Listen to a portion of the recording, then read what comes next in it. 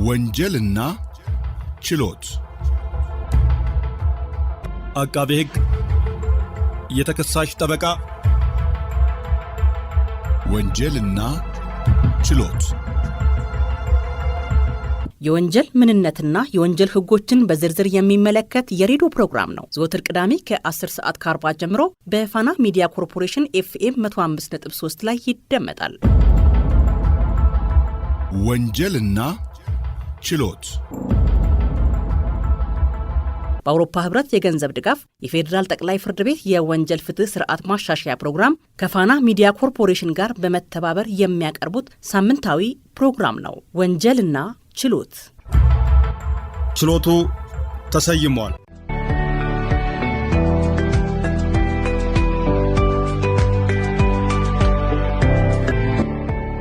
ሰላም አድማጮች፣ የዕለቱ የወንጀልና ችሎት መሰናዶ ተጀምሯል። የዕለቱ ርዕሰ ጉዳያችን በጋብቻ ስርዓት ላይ የሚፈጸሙ ወንጀሎችንና ተጠያቂነታቸውን በተመለከተ ዝርዝር ጉዳዮችን ከህግ ባለሙያ ሀሳብ ጋር እናስደምጣችኋለን። ምህረት ሙሉጌታ ፕሮግራሙን አዘጋጅቶ በማቅረብ አብሬያችኋለሁ። መልካም ቆይታ።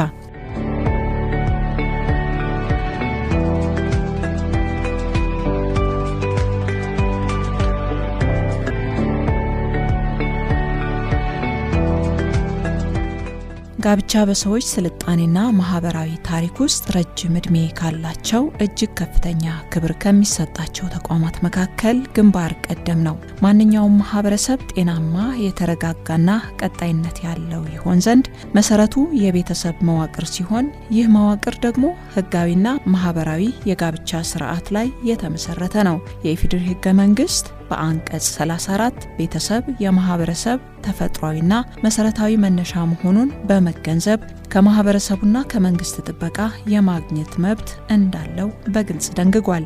ይህንን ህገ መንግስታዊ መርህ መሰረት በማድረግ የወጣው የኢፌዴሪ የወንጀል ህግ ጋብቻንና የቤተሰብ ተቋም ከማንኛውም አይነት ጥቃት ለመከላከል ሰፊ የሆነ የህግ ከለላ አዘጋጅቷል። በወንጀል ህጉ ልዩ ክፍል 6 ስር በጋብቻና በቤተሰብ ላይ የሚፈጸሙ ወንጀሎች በሚል ርዕስ የተካተቱት የመንግስትንና የማህበረሰቡን ጥብቅ አቋም የሚያንጸባርቁ ናቸው። ይሁን እንጂ በታሪክ፣ በልማድ፣ በግንዛቤ ማነስ ወይም በግል ጥቅምና ፍላጎት ምክንያት የዚህን ክብር ስርዓት መሰረታዊ መርሆች የሚጥሱ በርካታ የወንጀል ድርጊቶች ሲፈጸሙ ይስተዋላል። እነዚህ ድርጊቶች የተጋቢዎችን ነጻ ፈቃድ የሚጋፉ፣ የህፃናትን መብትና የወደፊት ህይወት የሚያጨነግፉና የሚያጨልሙ እንዲሁም የማህበረሰቡን የስነ ምግባር እሴት የሚሸረሽሩ ናቸው። ለምሳሌ ከአንድ በላይ ጋብቻ መፈጸም፣ እድሜያቸው ያልደረሱ ህፃናትን መዳርና በኃይል ወይም በማታለል የሚፈጸሙ ጋብቻዎች የዜጎችን ሰብአዊ መብት ከመጣሳቸውም በላይ በትውልድ ላይ ስነ ልቦናዊና አካላዊ ጉዳት ያደርሳሉ። አበባው ሲሳይ ይባላለው። በኢፌዴሪ ፍትህ ሚኒስቴር የንቃተ ህግና ስልጠና ዳይሬክቶሬት አቃቢ ህግ ነኝ። በጋብቻ ስርዓት ላይ ከሚፈጸሙ ወንጀሎች መካከል የመጀመሪያው ያለ እድሜ ጋብቻ እያልን የምንጠራው ነው፣ ወይም ደግሞ ኤርሊ ሜሪጅ እያልን በእንግሊዝኛ የምንጠራው ነው። ጋብቻ አንደኛው ጁሪዲካል አክት ነው፣ ወይም ደግሞ አንድ ህጋዊ አክቲቪቲ ነው።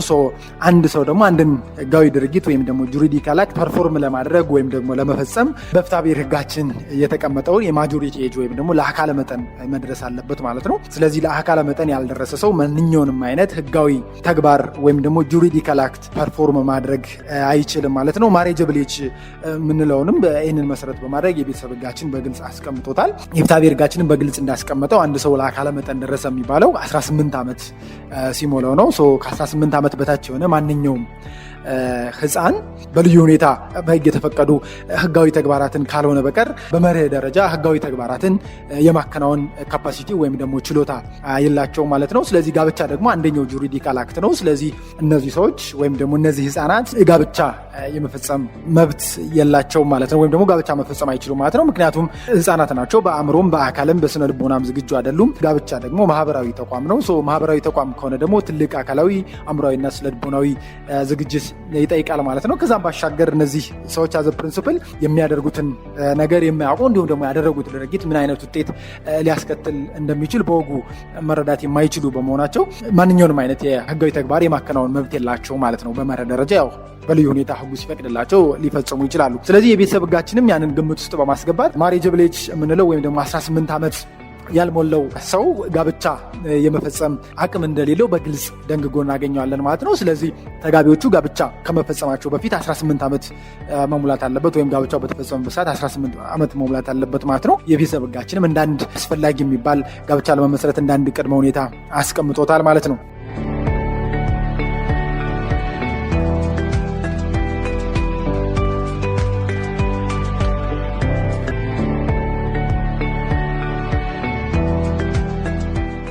የቤተሰብ ሕጉ በግልጽ እንዳስቀመጠው ማግባት የሚቻልበት የዕድሜ ክልል 18 ዓመት ሲሆን በልዩ ሁኔታ ግን እስከ 16 ዓመት ጋብቻ ሊፈጸም እንደሚችል በሕግ ተደንግጓል። ይህንን ተላልፎ ጋብቻ የፈጸመ ወይም ያስፈጸመ ማንኛውም ሰው በወንጀል ተጠያቂ ይሆናል። በኢፌዴሪ የወንጀል ሕግ መሰረት ዕድሜያቸው ያልደረሱ ሕፃናትን ጋብቻ እንዲፈጽሙ ማድረግ በትውልድ ሁለንተናዊ እድገትና በሕፃናት መሰረታዊ መብቶች ላይ የሚፈጸም ከባድ የወንጀል ድርጊት ሲሆን የሕጉ ዋና ዓላማም በሕገ መንግስቱ አንቀጽ 36 ስር የተደነገጉትን የሕፃናትን ሰብአዊ መብቶች ማስከበርና ጎጂ ልማዳዊ ድርጊቶችን ማስወገድ ነው። የወንጀል ሕጋችን ስንመለከት የተለያዩ ቅጣቶችን አስቀምጧል። የተጎጂውን ዕድሜ መሰረት በማድረግ እንዲሁም ደግሞ ሌሎች ወንጀል ፈጻሚዎችን ማንነት መሰረት በማድረግ የተለያዩ ቅጣቶችን አስቀምጧል ማለት ነው። በዚህም መሰረት አንድ ለአካለ መጠን የደረሰ ልጅ ወይም ደግሞ የደረሰች ልጅ ለአካለ መጠን ያልደረሰን ሕፃን ያም ደግሞ ዕድሜው 13 ዓመት እና ከዛ በላይ የሆነን አንድ ሕፃን 18 ዓመት ያልሞላው ማለት ነው። ስለዚህ 13 ዓመት ወይም ደግሞ 18 ዓመት ያልሞላውን ሕፃን ወይም ደግሞ ያገባች ወይም ደግሞ ያገባ ከ3 ዓመት በማይበልጥ ጽኑ እስራት ሊቀጣ እንደሚችል በግልጽ ተደንግጓል ማለት ነው። የሕፃኑ ወይም ደግሞ የሕፃኑ ዕድሜ ደግሞ ከ13 ዓመት በታች ከሆነ ከ7 ዓመት ጽኑ እስራት የማይበልጥ ጽኑ እስራት ሊቀጣ እንደሚችል የወንጀል ሕጋችን አስቀምጧል ማለት ነው። እዚህ ላይ ልብ ሊባል የሚገባው ነገር ግን ያለ ዕድሜ ጋብቻን በተመለከተ በወንጀል ተጠያቂ የሚደረጉት ወይም ደግሞ ተጠያቂ የሚደረገው ዕድሜዋ ወይም ዕድሜው 18 ዓመት ያልሞላን ሕፃን ወይም ደግሞ ያልሞላችን ሕፃን ያገባ ግለሰብ ብቻ ወይም ያገባች ግለሰብ ብቻ ሳይሆን ጋብቻው እንዲፈጸም ያስተባበሩ ሰዎች፣ የፈቀዱ፣ በምስክርነት የተካፈሉ እንዲሁም ደግሞ ሁኔታውን እያወቁ የሃይማኖት የባህል ስርዓትን መሰረት በማድረግ ጋብቻ እንዲፈጸም ያደረጉ ሰዎች ሁሉ በወንጀል ተጠያቂ ሊሆኑ እንደሚችል የወንጀል ሕጋችን በግልጽ አስቀምጧል ማለት ነው። ስለዚህ የወንጀል ሕጋችን የተጎጂውን ዕድሜ ደረጃ ግምት ውስጥ በማስገባት 13 እና ከዛ በላይ ከሆነ ከ3 ዓመት በማይበልጥ ጽኑ እስራት፣ ከ13 ዓመት በታች ከሆነ ደግሞ በሕፃኗ ላይ የሚያስከትለውን ከፍተኛ የሆነ ችግር ወይም ደግሞ ጉዳት መሰረት በማድረግ ከ7 ዓመት በማይበልጥ ጽኑ እስራት ሊያስቀጣ እንደሚችል ደንግጎ እናገኘዋለን ማለት ነው። ከዛም ባሻገር በምስክርነት ያገለገሉ ወይም ደግሞ ጋብቻው እንዲፈጸም ፈቃድ የሰጡ ሰዎችም በዚህ የወንጀል ድርጊት ተሳትፈው ከተገኙ በወንጀል ሕጉ ተጠያቂ ይሆናሉ ማለት ነው።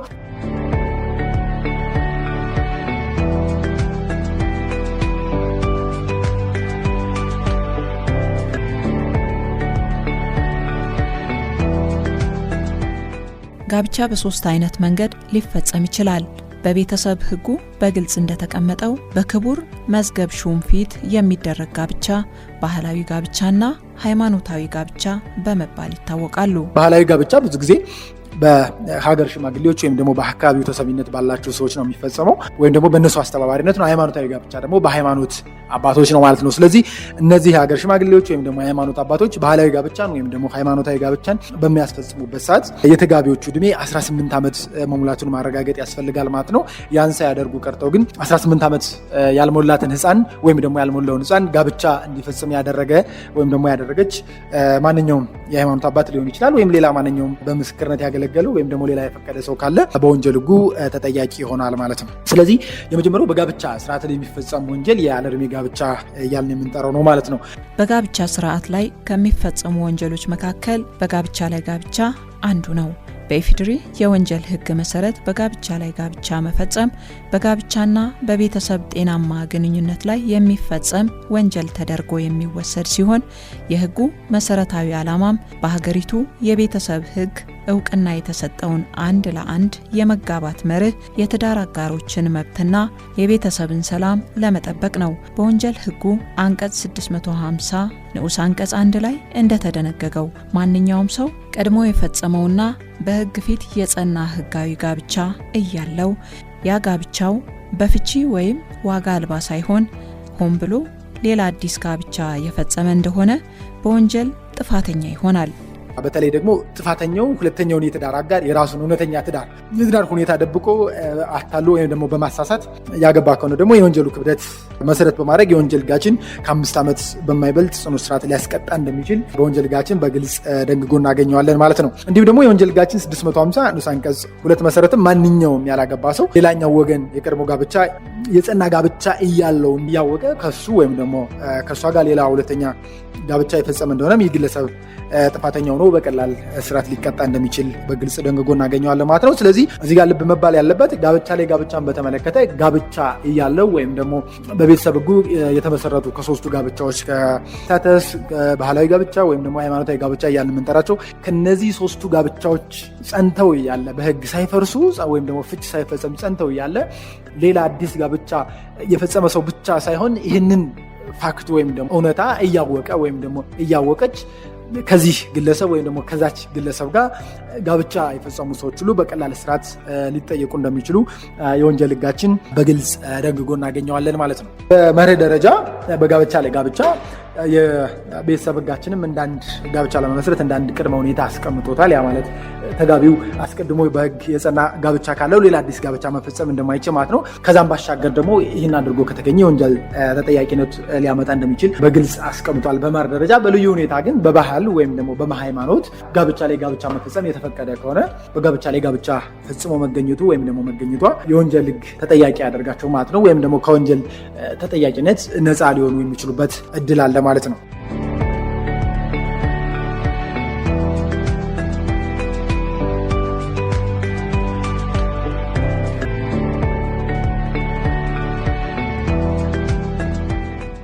ሌላኛው በግዴታ ወይም በማታለል የሚፈጸም ጋብቻ ሲሆን በወንጀል ሕጉ አንቀጽ 646 መሰረት የሚያስቀምጠው ቅጣት አለ።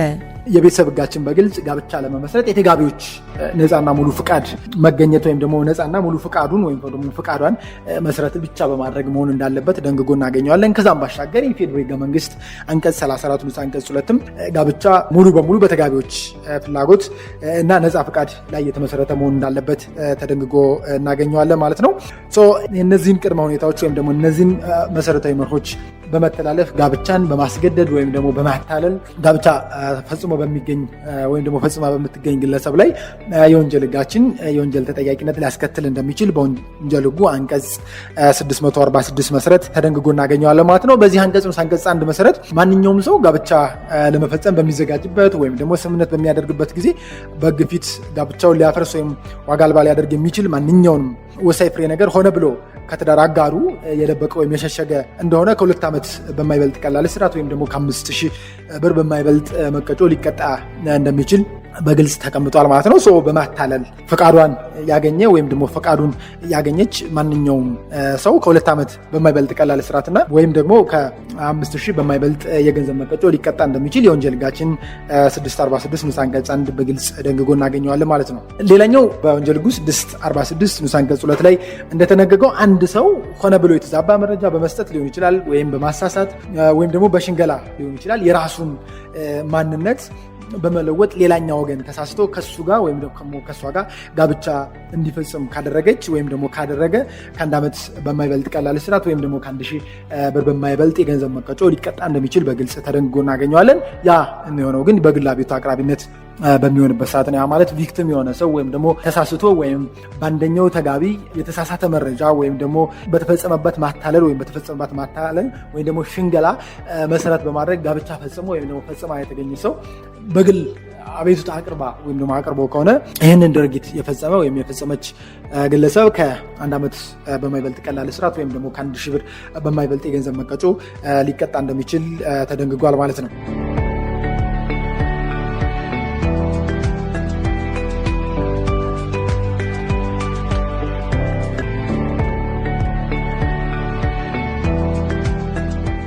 አመንዝራነት በወንጀል ሕጉ አንቀጽ 652 መሰረት እንደ አንድ ወንጀል ተደርጎ ይቆጠራል። በወንጀል ሕጉ አንቀጽ 652 መሰረት በፍትሐብሔር ሕግ እውቅና ያገኘ ሕጋዊ ጋብቻ ያለው ማንኛውም ተጋቢ የዝሙት ወንጀል የፈጸመ እንደሆነ ጉዳት በደረሰበት የትዳር አጋር አቤቱታ አቅራቢነት በቀላል እስራት ወይም በመቀጮ ይቀጣል ማለት ነው። አመንዝራነት በወንጀል ሕጋችን 6 652 መሰረት እንዳንድ ወንጀል ተደርጎ ተቆጥሮ እናገኘዋለን። ያ ማለት ምን ማለት ነው? በፍትሐብሔር የጸና ህጋዊ ጋብቻ ያለው ግብረ ስጋ ግንኙነት ወይም ደግሞ ዝሙት ከሌላ ሰው ጋር የፈጸመ ማንኛውም ተጋቢ በወንጀል ህግ አንቀጽ 652 መሰረት ተጠያቂ ሊሆን የሚችልበት እድል አለ ማለት ነው። ስለዚህ አመንዝራነትን በተመለከተ በወንጀል ተጠያቂነቱ አንቀጽ 652 በግልጽ ተደንግጎ እናገኘዋለን። ጉዳት የደረሰበት የትዳር አጋር አቤቱታ በሚያቀርብ ሰዓት ይህንን ወንጀል የፈጸመ ሰው በቀላል እስራትን ወይም ደግሞ በገንዘብ መቀጮ ሊቀጣ እንደሚችል የወንጀል ህጉ 652 በግልጽ ተደንግጎ እናገኘዋለን ማለት ነው። ይህ ወንጀል ተጠያቂነት በባለትዳሩ ላይ ብቻ ሳይሆን የጸና ህጋዊ ጋብቻ ያለው መኖሩን እያወቀች ወይም ደግሞ መኖሯን እያወቀም ግብረ ስጋ ግንኙነት ወይም ደግሞ ዝሙት የፈጸመ ማንኛውም ሰውም ተጠያቂ ይሆናል ማለት ነው። ስለዚህ እዚህ ጋር ልብ ሊባል የሚገባው አመንዝራነትን በተመለከተ ጋብቻ ያለው የግብረ ስጋ ግንኙነት ወይም ደግሞ ዝሙት የፈጸመ አግቢው ወይም ደግሞ የፈጸመች ብቻ ሳትሆን ያንን እውነታም እያወቀ ወይም ደግሞ ባለትዳር ከሆነ ግለሰብ ጋም የግብረ ስጋ ግንኙነት ወይም ደግሞ ዝሙት የፈጸመ ሰው ተጠያቂ ሊሆን እንደሚችል በግልጽ ተቀምጧል ማለት ነው። ነገር ግን የወንጀል ክሱ ደግሞ ሊቀጥል የሚችለው የተበዳዩ ወገን ፍላጎት ብቻ ሲኖር ነው። ያ ማለት ተበዳዩዋ በተፈጸመባት አመንዝራ ጉዳት የደረሰባት ከሆነና ያንን ጉዳት መሰረት አድርጋ አቤቱታ ለሚመለከተው አካል ካቀረበች ብቻ ነው የወንጀል ክሱ ሊመሰረት ወይም ደግሞ ሊቀጥል የሚችለው ማለት ነው። የዝሙት ወንጀሉ ግን የተፈጸሙ የሁለቱ ተጋቢዎች ለምሳሌ አብረው መኖር ተለያይተው የነበረ ከሆነ ፍርድ ቤቱ በመሰለው በወንጀል ህጋችን አንቀጽ 180 መሰረት በመሰለው ቅጣቱን ሊያቀል ይችላል ማለት ነው። ነገር ግን የግል ተበዳዩ ወይም ደግሞ ተበዳዩ አቤቱታው አቅራቢ የትዳር አጋሩ ለድርጊቱ መፈጸም ምክንያት ከሆነ ወይም ደግሞ ዝሙቱ እንዲፈጸም አነቃቅቶ ከሆነ እንዲሁም አስቀድሞ ከተስማማ ወይም አስቀድማ ከተስማማች ጥፋቱን ይቅር ካለው ወይም ደግሞ ይቅር ካለች ወይም ደግሞ ከድርጊቱ ጥቅም ያገኘ ወይም ያገኘች ከሆነ የወንጀል ክስ ሊመሰረት እንደማይገባ እንዲሁም ተመስርቶ ከሆነ ሊቀጥል እንደማይችል የወንጀል ህጋችን 652 በግልጽ ተደንግጎ እናገኘዋለን ማለት ነው።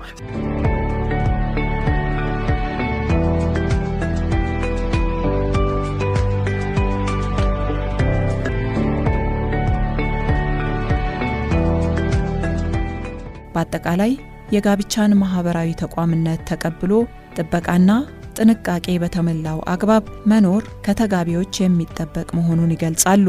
ጋብቻ ያው ማህበራዊ ተቋም ነው። ማህበራዊ ተቋም ከሆነ ደግሞ ፕሮቴክሽን ወይም ደግሞ ህጋዊ ጥበቃ ያስፈልገዋል። ይህንን ማህበራዊ ተቋምነቱን ግምት ውስጥ በማስገባት ወይም ደግሞ ማህበራዊ ተቋምነቱን በመቀበል የኢትዮጵያ የህግ ማዕቀፎች ከቤተሰብ ህጉ ከወንጀል ህጋችን እንዲሁም ደግሞ የፌዴራል ህገ መንግስትን እንዲሁም ደግሞ ለዚህ ፕሮቴክሽን የሚሰጥ የተለያዩ ህጎችን እና ፖሊሲዎችን በማውጣት እነዚህ ለቤተሰብ ወይም ደግሞ ለጋብቻ የኢትዮጵያ ህግ ማዕቀፎች ፕሮቴክሽን ሰጥተው እናገኛለን።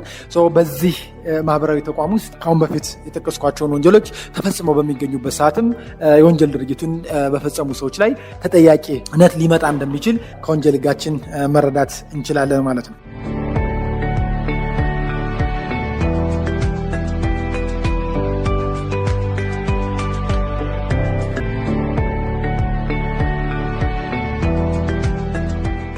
አድማጮች በጋብቻ ላይ ስለሚፈጸሙ ወንጀሎች የዳሰስንበት ፕሮግራማችን አብቅቷል። ምህረት ሙልጌታ ነኝ። ሳምንት ሌላ ርዕሰ ጉዳይ ይኖረናል። ጤና ይስጥልኝ።